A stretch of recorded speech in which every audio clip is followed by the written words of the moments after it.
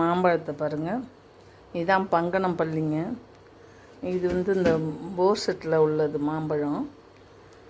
இந்த மாமரம் தனியாக வயலில் இருக்கிற மாமரம். அதில் காய்ச்ச பழம் தான். ஆனால் இந்த பழம் பங்கனப்பள்ளி. இதுதான் பங்கனப்பள்ளி. இது அப்படியே நல்லா தேர விட்டு அறுத்து பழுக்க வச்சிட்டோம்னா அப்படியே பழுத்து போயிடும். பாருங்கள், ஒரு மறு கூட இல்லாமல் அப்படியே பழுத்துருக்கு பாருங்களேன்.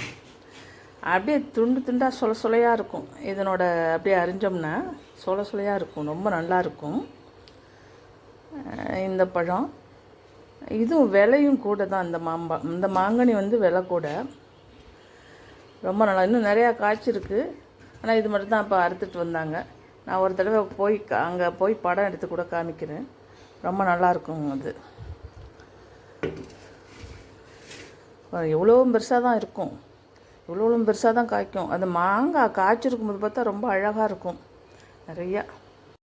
இந்த பங்கனப்பள்ளி எங்கேருந்து கொண்டு வந்தாங்கன்னா, கோயம்புத்தூரில் ஒரு தடவை அக்ரி இன்ஃபோ நடந்துச்சு.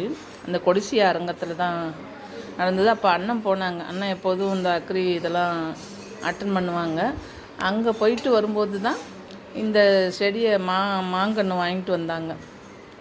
ஒரு 5 வருஷம் ஆச்சு இது கொண்டு போட்டு. ஆனால் வீட்டில் வைக்காமல் போர் செட்டு இருக்கிற பக்கத்துக்கு அங்கே கொண்டு போய் போட்டுருந்தாங்க. அது நல்லா ரொம்ப பெருசாகவும் ஆகலை. கொஞ்சம் பம்பலிட்டு இருக்கும். அதில் தான் காய்ச்சது இது. ஆனால் இந்த பழம் அப்படியே பழுத்துரும். அப்படியே பியூராக நேச்சராக அப்படியே பழுக்கும். ஒரு அழுகல் இல்லாமல் கொள்ளாமல். நம்ம நாட்டுக்காயெல்லாம் அழுகி போயிடும். ஆனால் இது அழுகாது கொள்ளாது, அப்படியே இருக்கும். அதுதான் ஒரு சிறப்பம்சம். பங்கனப்பள்ளி டேஸ்ட்டுன்னா அப்படி இருக்கும். காய்ப்பு ஒரு 3 இயர்ஸில் காய்ச்சிட்டு. அப்போ ஒரு நல்லா ஒரு 100 பழங்களுக்கு மேலே இருந்துச்சு. 100 காய்க்கு மேலே இருந்துச்சு. அதுவும் இவ்வளோ பெருசே தான். அத்தனை காய்களும் பழுத்துச்சு. அதுக்கப்புறம் சரியான பராமரிப்பு இல்லாமல் இருந்ததுனால கொஞ்சம் காய்ப்பு குறைஞ்சிது. 2 பை காணும் எடுத்துகிட்டு வந்தாங்க. இந்த தடவை காய் நல்லா பெருசாக இருக்குது. ஆனால் கொஞ்சம் குறைவான காய் தான் கிடச்சிருக்குங்க. இந்த மாதிரி நீங்களும் போகிற இடங்களில் அங்கே உள்ள செடிகளை வாங்கிட்டு போட்டாச்சுன்னா ஒரு 2 வருஷம் 3 வருஷத்துலேயே அவங்க நமக்கு பயன் கொடுத்துருவாங்க. அதை பார்க்குறதுக்கு ரொம்ப சூப்பராக இருக்கும். அதுதான் இதில் உள்ள சிறப்பம்சமே.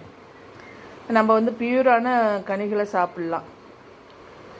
பார்த்திங்களா, இது பார்க்க அவ்வளோ ஆசையாக இருக்கும்.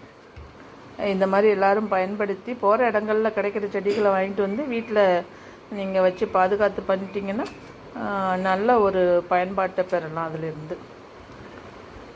நன்றி.